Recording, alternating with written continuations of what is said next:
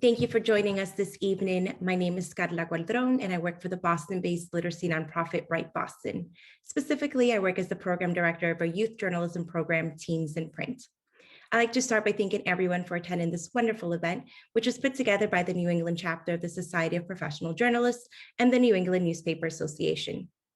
Our special guest this evening is anchor of CNN's With Don Lemon and the author of the new book, This is the Fire, What I Say to My Friends About Racism. Don Lemon, it is an honor to have you here tonight. Thank you for being here. Carla, thank you for having me. I'm really excited to be here. Excellent. So while I was preparing for this conversation, I learned that your new book was actually inspired by James Baldwin's book, The Fire Next Time. Can you tell me a little bit about the impact Baldwin's book had on you and how it inspired your own book? Yeah. Well, The Fire Next Time by James Baldwin probably had the biggest influence or impact on my life as it relates to race and also sexuality as a Black man in this country. And I read it when I was young. I think I was a freshman in college when I read it. And I still have somewhere, I don't have it with me. I think it's the original copy. My mom says there's one older somewhere around the house that's even more dog-eared. I read that book and it really changed my life and expanded my thinking and my feelings about racism in America and how to deal with it and what to do with it and how to put it into perspective. And so I carried that book with me for decades. And during there were a number of things that led up to it from the former administration, but the biggest inspiration besides James Baldwin and a couple of the events that led up to it was the killing of George Floyd. So James Baldwin starts his book, The Fire Next Time, with a letter to his nephew on the 100th anniversary of the Emancipation Proclamation. And it's a heartfelt letter where he talks about how much he loves him and what he wants for him and for the world and the world that he is about to inherit. And so I was in the middle. George Floyd had just been killed. I was in the middle of quarantine. I couldn't spend time with my loved ones. I can just call them or, maybe FaceTime them. And, I have a 13, 14-year-old nephew. And if you call him and say, I love you, and you start talking about all these things, he'll say, ew, Uncle Don, that's weird. I want to go back to playing Fortnite. And so I just sat down as James Baldwin did. I penned a letter to my nephew and told him that I hoped that he was able to embrace his beauty and his Blackness with an ease that I wasn't able to master when I was his age and beyond. And then that's how the book poured out. It was really inspired by the events of the summer of 2020 and by James Baldwin's The Fire Next Time. Thank you. So I'm a little curious. In today's modern world, there are many mediums in which you can tell a story. Why did you choose to write a book, and what role have books played in your life and in your career? I always rely on books for information and for perspective, and it gives you sort of a long view. It can give you an arc of history that you can't get from a news story, or that, quite frankly, you can't sometimes get from a newspaper article, and maybe even a magazine article. Although magazine articles can give you perspective, but not in the way that a book or a novel can do. So even though I had this platform every weeknight for at least 2 hours where I get to be at the matrix of everything that's going on in the world, whether it's politics, whether it's race, issues of race, social issues, anything that happens in the country, I'm there every night for 5 nights a week, at least, sometimes more, reporting it. But I felt that I had a bit more to say than just sort of synthesizing it in a news story and just sort of, giving sort of minute by minute, sort of blow by blow. This is what's happening. This is what's happening here. What do you think? And then good evening, everyone. Good night. And so this book was just really, I think it was inspired. I thought that I was in a moment of inspiration. And a lot of people had asked me to write books, Carla, during the Trump administration. I didn't want to do it. A lot of people were capitalizing on books. And I said, no. I was actually in the middle of writing one and I stopped and I said, I don't want to do this. And so, but not about the Trump administration, but about something else, about living your best life. And I just didn't feel like I was in a moment of inspiration then. But when the George Floyd thing happened, because I think like many people, even though I have a huge platform, I felt kind of isolated and all alone, and that I was standing at the edge of the Atlantic Ocean, just screaming into the void. And I thought that a book would help to give people a perspective. I had lots of people calling me or reaching out to me saying, what do I do, Don? especially my white friends. What do? I feel like I've let down my friends of color. Like I haven't understood some of the things they have to deal with. I don't want my kids to grow up in a world like this. Give me the vocabulary to be able to speak to my friends, my neighbors, even strangers and my children about these issues. And so that's why the book is subtitled "What I Say to My Friends About Racism," because I started having these conversations with my friends, and they were frank conversations, holding them to account, but also with a bit of grace for them to be able to voice their concerns and ask me questions. So that's one inspiration. That's why I did it in book form. Thank you. So I'm sure this is a question that a lot of people are curious about. How do you personally approach the racism conversation with friends, families, and colleagues? How do I approach these conversations? Well, it's easy for me with my immediate family to approach these conversations because we all basically have similar backgrounds. For my immediate family I grew up with, we're all Black people. We're all Black folks who grew up in the same town or the same area, and we know kind of the same people. We go to the same high schools and colleges, and there is a sameness to the experience of growing up in Louisiana, much as there is sort of a sameness in the experience. And maybe you grew up in the Bronx, or if you grew up in LA or what have you, people have a very similar experience growing up. But then as I got older, and now that I am engaged to a person not of color, my fiance is a white man from the East End of Long Island, completely different experience growing up, is actually younger than me. And so I have these conversations with them, but we start off differently. And they start off usually by listening to me, and then I listen to them. It's not a conversation that I have with my family like, you know what? Well, yeah, that's right. Tell me about it. I know that happened to me. And let me tell you what I did. When I have it with my white friends and loved ones and colleagues, it's more of a, oh, wow, I didn't know that. Or I feel a bit uncomfortable about talking about these issues because I don't want people to think I'm racist, or I don't want people to cancel me and all that. And you have to allow people to be able to say that. And then you can respond to them about what they should do and how you feel about it. And then you have you can have a constructive conversation. But to be quite honest with you, and I'm not just selling the book, since I've written the book, my friends have bought it, they've read it, and they call me up and they talk to me about it. I see them for dinner, or I'll see them for coffee, or what have you. And then we have these great conversations. And the book is a conversation starter, and it gets them to think about things, and on all of us to talk about things in ways and with a degree of comfort that we weren't able to do before. And that's how my conversations start. I can't tell you about every single conversation because usually they're just about different issues. A lot of conversations about policing now, obviously, especially with the verdict of Derek Chauvin in his trial, the George Floyd murder trial. So, it depends on the person, how the conversation starts and where it goes and where it ends. But I don't think the conversations really ever end. I think it's a continuous conversation, and it should be, as it should be. So you mentioned earlier that you have younger nephews and nieces, and I'm wondering, what advice do you have for young people of color who want to productively engage in these conversations with their white peers? Well, I tell them again advice to the white peers is to listen. Mhm. And I tell them to give that advice to their white peers and tell them that I want you to listen to me with a non-judgmental spirit, and I'm going to listen to you with a non-judgmental spirit. And you should not be aggrieved or take offense by what I'm saying or what you're hearing or the possibility that you may have a racial blind spot. And I won't take offense or aggrieved by if you say something that I find insulting as well. If it is insulting, I will just tell you that is insulting because I think that we get so bogged down with the idea of especially white people, and to be honest, with the idea that someone may think that they're racist, or they have a racial bias, or they may have some ignorance in something. They get so aggrieved by that idea that it overlooks the actual act of racism. And that sort of thinking and that reaction is one of privilege and entitlement, because you can feel that way. The thing is to not feel aggrieved about it. Open up to the possibility that just because you have or a thought, or you say something, or something that you may understand may have a racist tinge or a biased tinge, doesn't mean that your entire being is. All of us grew up out of American soil.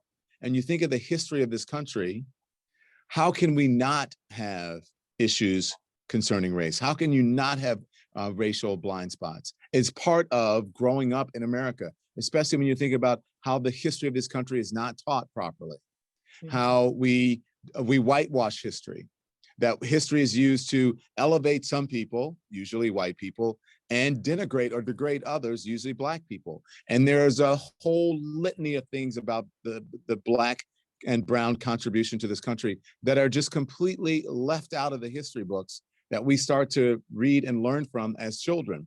And so it's going to take all of that knowledge and trust and understanding in a conversation to be able to come to some sort of constructive conclusion. And so I know that sounds complicated, but it's not. So just open your mind and your heart and listen. And then after that, Carla, after you listen, you sit down for a minute, maybe a day or so, whatever it is, and then you have to start doing the work.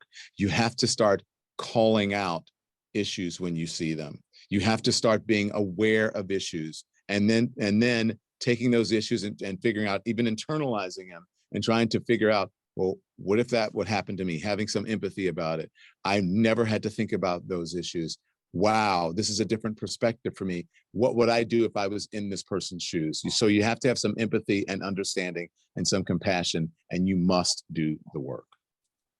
Absolutely. So as you said before, this book was definitely inspired by, honestly, all of the things that have been happening in the last year and a half with major national news, where there's been a lot of race issues at the core. So as a Black journalist, how do you approach reporting these stories? And also, how do you recover from constantly having to report stories that can be intense?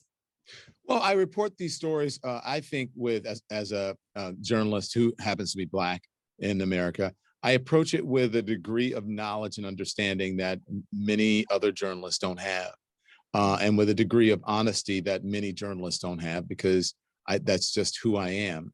I will suffer the consequences or take the consequences of just being honest and direct with people. They may not want to hear it. It may be tough for them to hear. Some people may be cheering me on. Others may be condemning me. But I approach it as I do with every single other story, and that is with honesty, and also with a passion to be able to convey to people how I feel, what my perspective is as a journalist, as a person of color in this country. And then I go from there. But I want people to learn, and I don't want the message and my perspective to bounce off. I want it in some ways to absorb. And you can't always do that with issues of race, because people tend to be closed off sometimes, right? They tend to be guarded when it comes to these issues. So I try to get people to open up, and then I approach it with honesty and accountability. And I think people appreciate that. At least I hope that they do. It seems that they are. If you look at the people who are tuning in, the book debuted at #1 on the New York Times bestsellers list and is still doing very well. So there's an appetite, and there is a yearning for information like this. And I'm glad the book is out there to be able to get people to help them to understand. Have there been times when critics have not been so nice as Oh, sometimes can be? And how do you handle that? How do you handle the critique? hey, have you met me? I'm Don Lemon. Yes. Go on my social media. Look at some of the media criticism of me. Yeah, but I don't really. This is what I do with that, because anybody, you want to inspire some sort of reaction or passion from people, and not just for doing it, but because you want people to you have to break through. And those who break through don't break through with mediocrity or boredom or oatmeal sort of or a marshmallow sort of message. You have to be strong and passionate about your message, and you have to hold people to account, and you have to tell them the truth. And I write in the book, I said, God says tell the truth or whatever, but he didn't say that you had to like it, right? The truth shall make you free, but he didn't say that you had to like it. And so it matters not to me if you like it. It is my job to inform you, and to get you to have some sort of understanding about what's happening in the world, to give you information. And so I don't worry about the critics. If I didn't have critics, then I wouldn't be doing my job. Very true. Haters So gonna hate. haters are gonna hate. That is very true. My favorite line of this. I want you to think about all the people who have made a difference. And not that I am not comparing myself to anyone in history, certainly not Dr. Martin Luther King Jr. People didn't like him.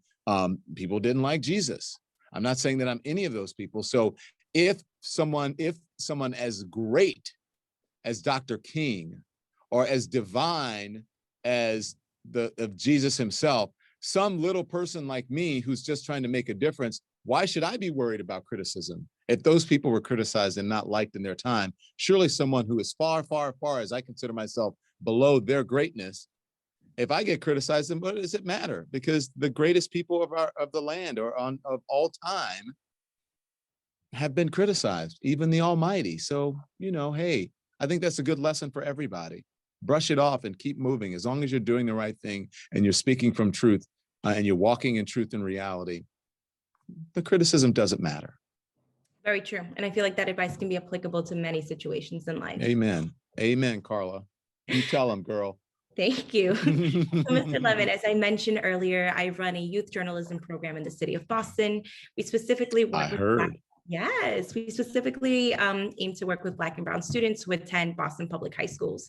So I have some students that I know are listening in this evening, and they're curious, what advice do you have for aspiring young journalists, specifically Black and Brown journalists? I think that there's been a lot of news stories that maybe some of my students don't want to cover because, again, it's intense and it's heavy and it's personal. But how do they persevere and still pursue a career in journalism? So the advice that I just gave you before applies. Number one, don't worry about the criticism because criticism does not affect your life. People are always going to criticize you as long as you're on this earth and when you leave this earth. So don't worry about it. Don't worry about criticism. The other thing is to work hard. And I promise you, if you work hard and if you're dedicated, and if you work from a position of truth and when you're inspired to do something, lean into it and do it. The work is always hard. Stop thinking like, I used to think, oh my gosh, I've been doing this for so long. When is it going to get easy? It never gets easy. You just get used to it. And once you get used to it, you feel like you're not working.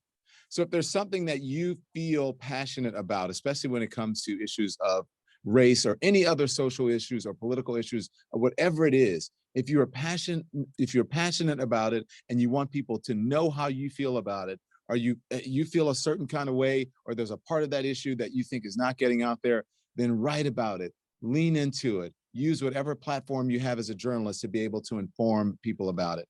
And the other thing, and I talk about this when I give speeches beyond the book, is that I tell journalists of color or women journalists or LGBTQ journalists to stop thinking about themselves as other. You're not other. You're part of this whole American, and it's an experiment. Our forefathers said it's an experiment. You're part of what the Declaration of Independence calls a commitment to a more perfect union. So nobody is perfect. You don't have to be perfect. That's the whole idea of it. You belong in this experiment that is working towards a more perfect union. Stop looking at yourself as other and let the old folks like me worry about that. You just worry about being excellent. And we have big enough shoulders to be able to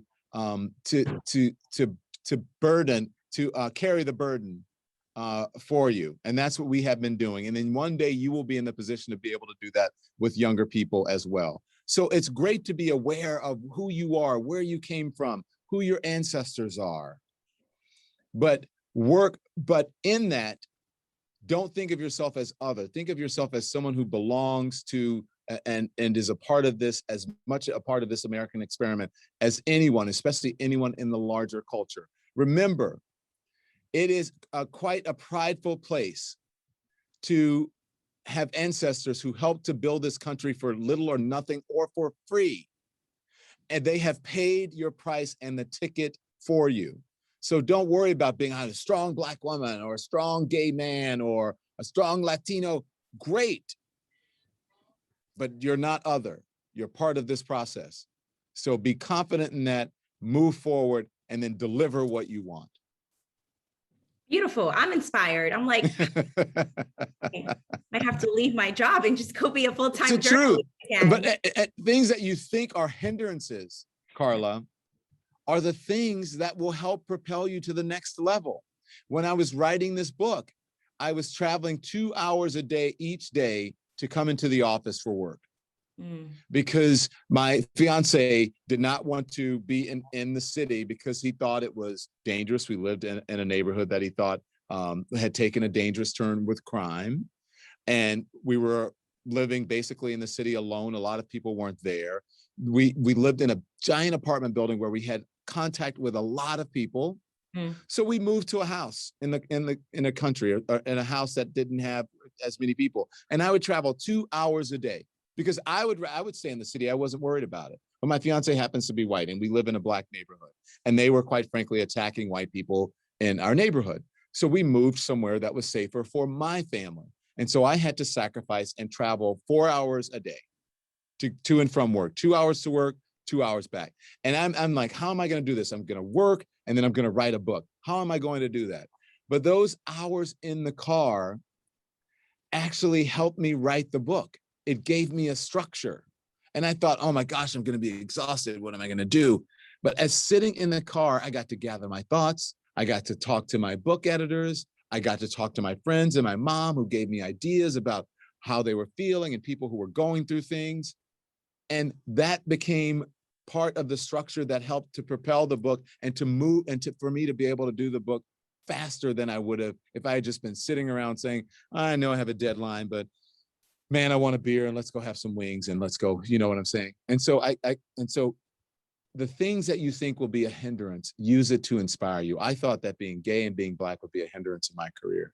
And once I came out and once I was honest about who I was, and once I realized that I was part of this American experiment, that I belonged, it gave me a sense of autonomy that I didn't have before, and a sense of self-possession that I didn't have before.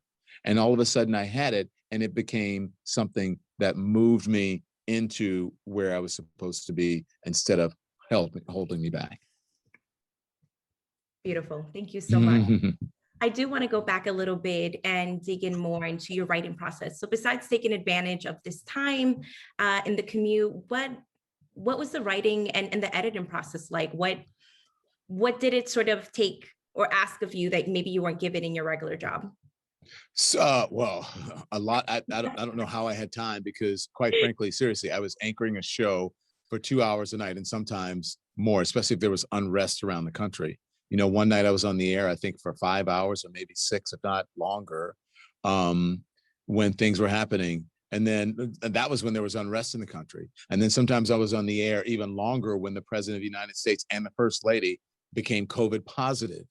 And so, I remained on the air till 3 a.m, and I start at 10 o'clock at night. So the process is that it was me writing things down, and then I had an editor, and I would send it to the editor, and she would say, this is a beautiful sentence. This is something beautiful that you wrote about your sister. And so why don't we turn this into a chapter? Send me your thoughts. And so then I would write the chapter out, and she'd say, that is really fantastic. I'm going to move this sentence here and move this sentence here, and I'm going to send it back to you. And then you tell me if you like it. And then then we'll submit that one. So she would send it back to me, and I would say, wow, man, she really made me better just by moving my sentences around. She didn't change much. She just sort of moved it around because that was her job. And so, I got to do that. And if I didn't do that process, I would just be sitting, writing. And then I'd turn it over to the publisher, and then the publisher would go, oh, I don't like whatever. So I made sure the process worked for me. I wanted to do it step by step, chapter by chapter. And so I wanted to have some sort of I wanted it to be regimented, and I wanted to have a plan when I was writing this. I wanted to talk about policing. I wanted to talk about reparations. I wanted to talk about the history of this country, how we didn't get here by accident. Mhm. And so I said, these are the things that I want to talk about. And I want a call to action to what people can do and what they should do. And then I want a chapter about history. And so I just went through those things and that was it. And I remembered as we were doing this, as I was writing it, the whole idea about taking down statues and cancel culture came up. And then Gone with the Wind came up as people were watching old movies, sitting at home in quarantine. I was like, that's a chapter. And then during that same time, Carla, as I was writing this book, I started a podcast to talk about it. And so I incorporated the podcast into the book. And so that was my plan. So there was a lot going on, but you know what? In the end, I did it. And so can you. Yes, and we're all thankful that you did it. I also want to jump to the chat because there is a question that I think connects perfectly to everything that you were just saying. So to what extent should we decenter the official accounts of stories in our coverage? As some have pointed out, the original police account of the Chauvin murder was false with what we know now. How do we balance official sources with alternative sources? I'm not sure I know what you're talking about. What do you say again? One more time. How do we balance official sources with alternative ones? In what way do you mean? What are you talking about? So I have a question from someone who is listening in, and I think if I'm understanding the question correctly, there's read the whole thing to me if you want, and if you will, and I'll let me think about it. Say it again. To what extent should we decenter the official accounts of stories in our coverage? So yes. Decenter? Okay. I think it's what they're trying to say is how do we look at both perspectives of the way that news stories are covered? Well, I think when they're talking about official sources, I think, and I can speak to this, what we learned during the trial for Derek Chauvin was that the official police account, right, which came from an official police source, was completely different than what actually happened on the scene. So I think now, I mean, we knew before that there's misinformation that comes from official sources, especially when it comes to police incidents. And that the only thing that I believe that we can believe is the videotape, the body-worn cameras, and the cameras that we get on the scene, like Darnella recorded when she recorded the 9 minutes and 29 seconds. And so I think what we have to do is view everything with a degree of skepticism. And we should, in order to, if you don't want to have this sort of break about what official sources and, decenter, whatever your terminology is, then I think what the best way to do that is through transparency. And we have to fight for transparency from the reports, from the toxicology, from the video that's on the scene, and especially from the body-worn camera video from police officers.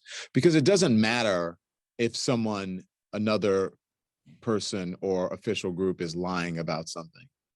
It will in the beginning, but in the end, if we have complete transparency and we actually see the video, that will take care of the lie. The lie will be exposed. And so I think because of the video, that lie about what happened on the scene was easily exposed. And that's why you got the verdict that you got. And we must continue to do that, to fight for transparency and fight for every single police officer around the country, especially those who come in contact with citizens, to have body-worn cameras that are on all the time. I agree 100%. And this reminds me of something that I talk a lot about with not only with my students, but as the director of the Teens in Print program, I also offer Boston Public School teachers the opportunity to book a media literacy workshop. And the most popular option teachers always choose is one that I do about fake news. I'm curious to hear your thoughts about how this whole idea and concept and creation of fake news has sort of created challenges for your career as a journalist, and how do you combat that? I think people have an idea. Fake news sort of morphed into something that people wanted it to be when the facts didn't line up with their ideology or what they thought.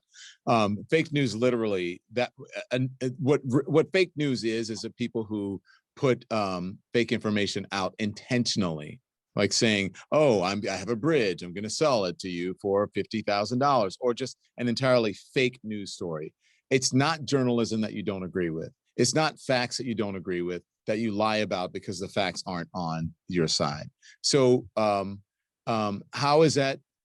It has impacted what I do greatly because we live, I believe, in a post-truth society right now, and I'm not sure, Carla, if we can ever get back to facts and reality.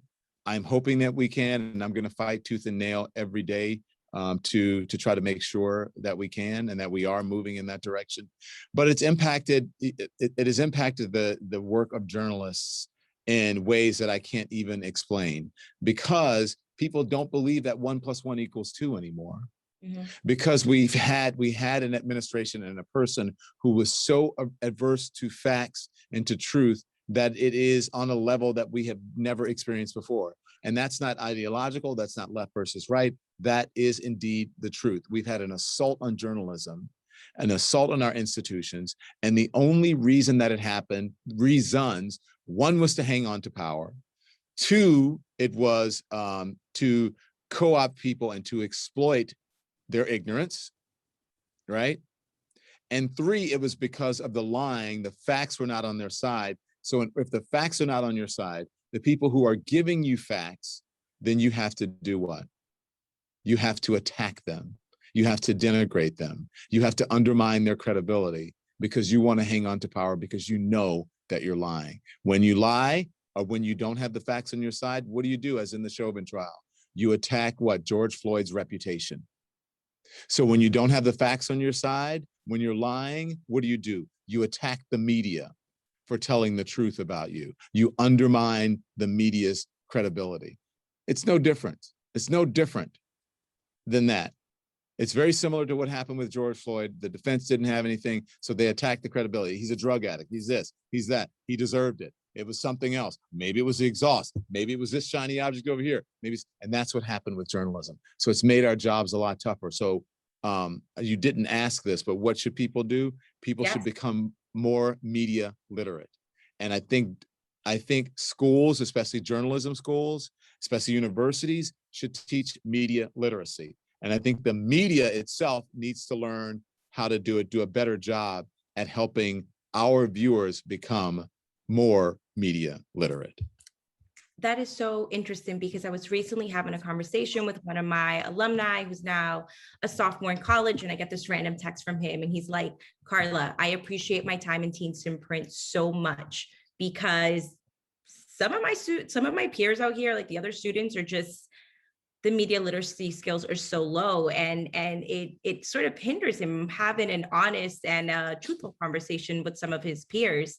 So it made me think, which is a hot take, the way that the world is given, considering that everything is digital and our reliance on the internet, I sort of believe that media literacy skills are going to be more important than writing skills in the near future. You're very smart. You're absolutely 100% right. And it's hard to have a conversation with people who believe, why do you think that's true? I saw it on Facebook. Okay, well, why do you think that's true?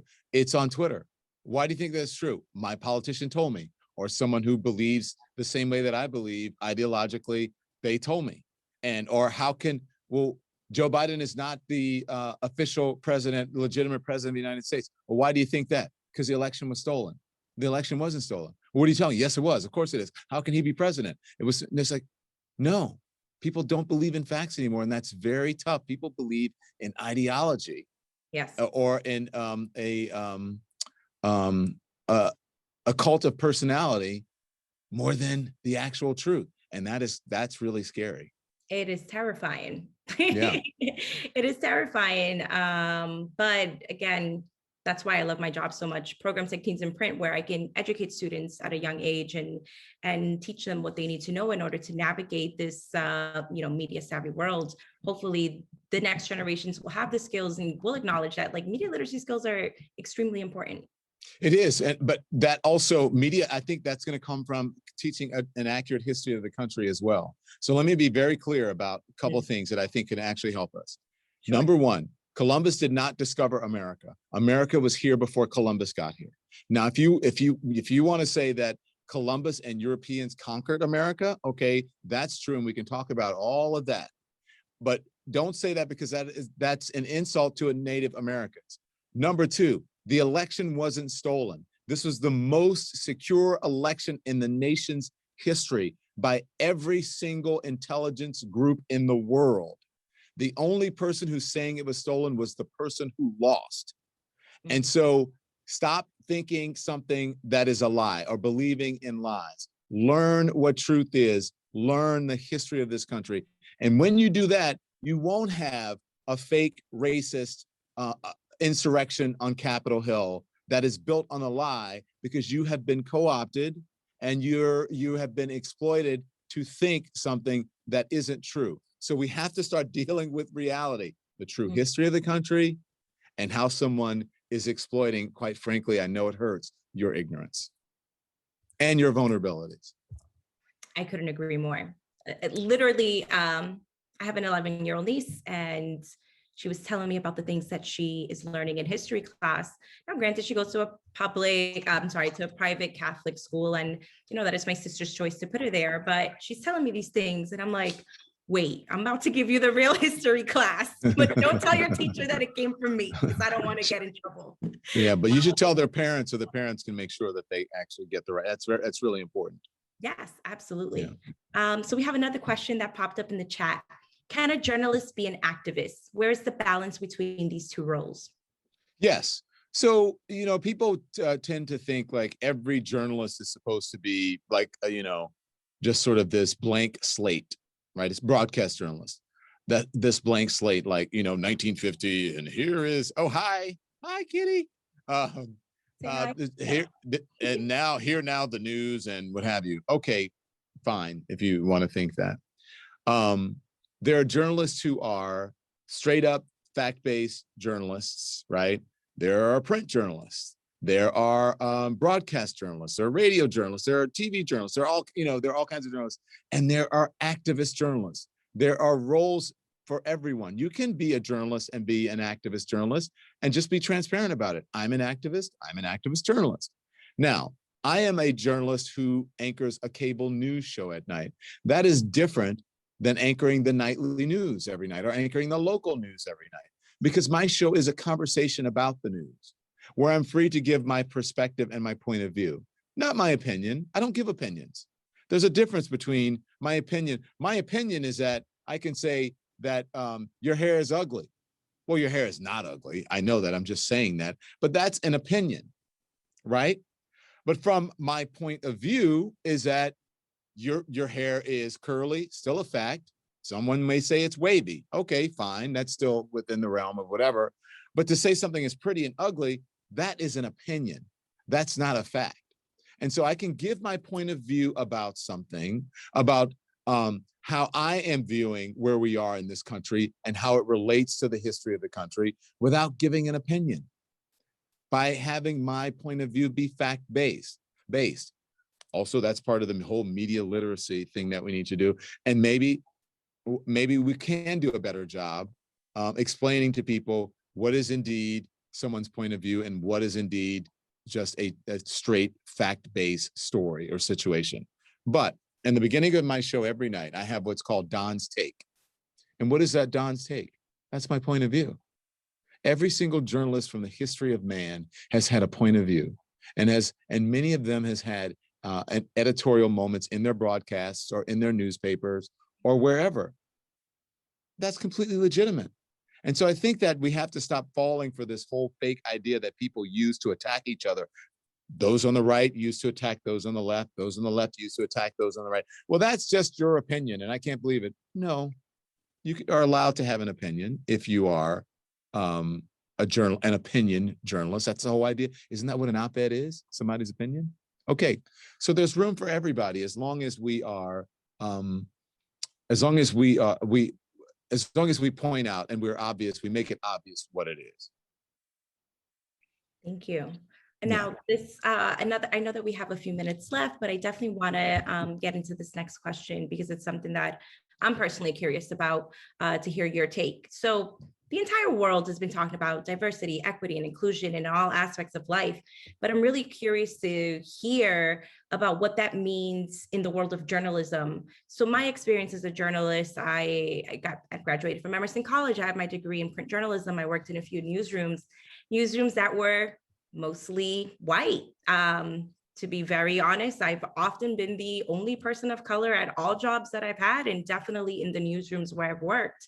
How do we even begin to address the issue of the lack of diversity in newsrooms? And how do we start to tackle the fact that stories that are often covered about marginalized communities are negative or often not reported or skipped or just have the same themes? How do we get to a place where even the news coverage of Black and Brown, of all the marginalized communities, becomes more inclusive and more accurate of the lives that we're living? You're doing it now. You should continue to do what you're doing. And the whole idea, though, is that when you're in those newsrooms and you are feeling that pressure, that you have to stay. You can't run away. And you can't be afraid to state your point of view. You have to make sure that your voice is heard. So one is you have to be committed. Journalism is not glamorous. It's not about ease or everybody liking you. And so if you know that everybody's not going to like you, it's okay for your coworkers not to as well.